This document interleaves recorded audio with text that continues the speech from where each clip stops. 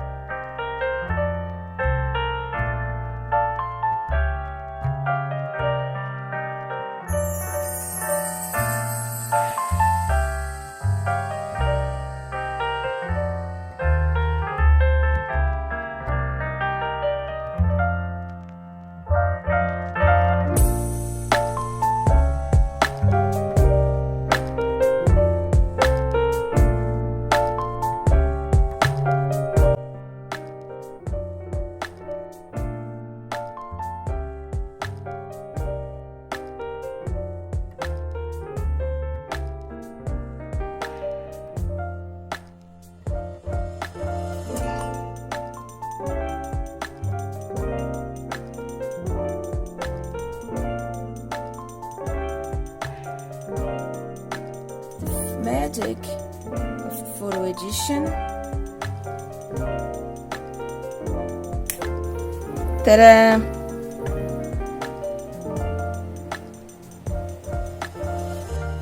Now let me see over here these boys, these bad boys over here. So coal black has been already swatched, okay? Now let me use the rest of these bad boys.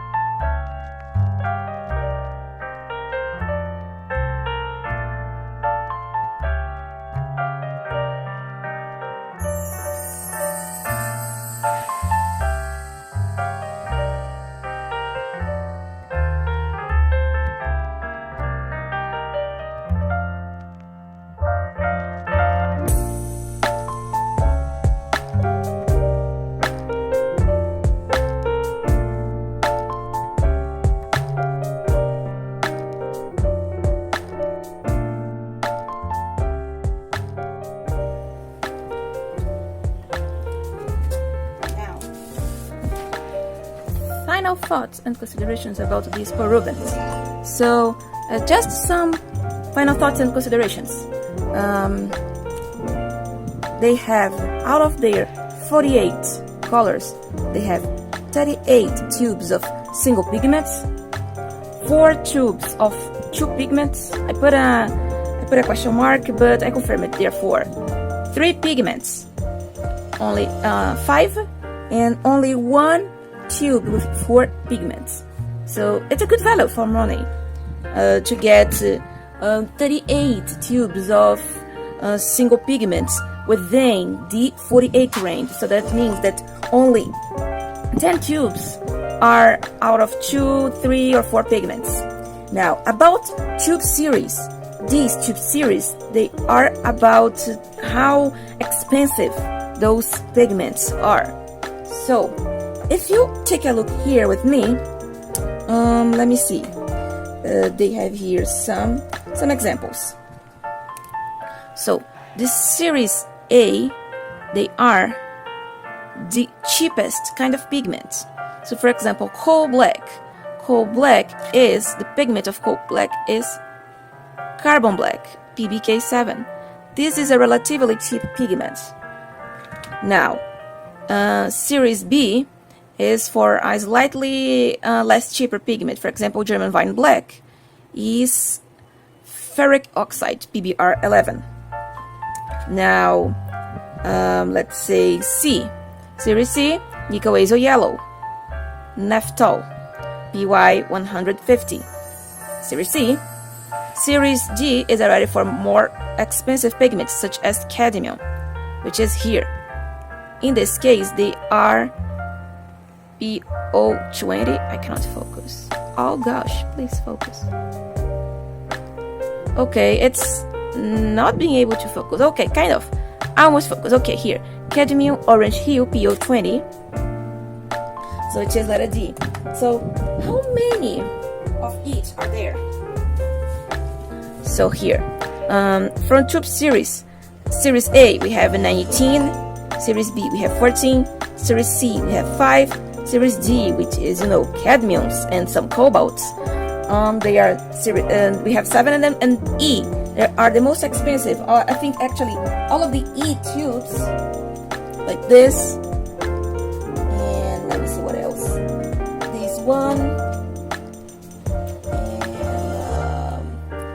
this one here, yes, these three, they are all Series E. Oh, almost. So they are all Series E. So they are all cobalt pigments. For example, cobalt oxide PB36. This is the E304 blue. Turquoise light E292. Also cobalt oxide and cobalt blue E2090 PB28. Now we have a slight problem.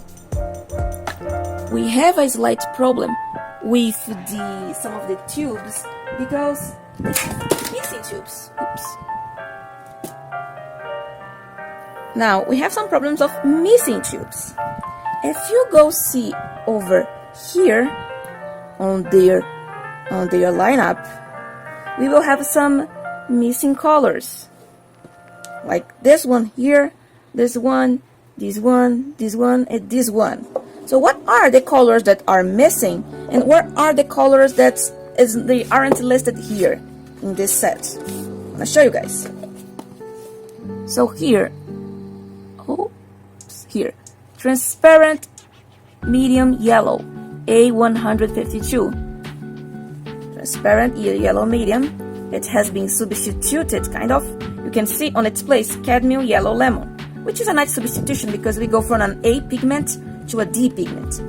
A195 peacock blue. We don't have that pigment.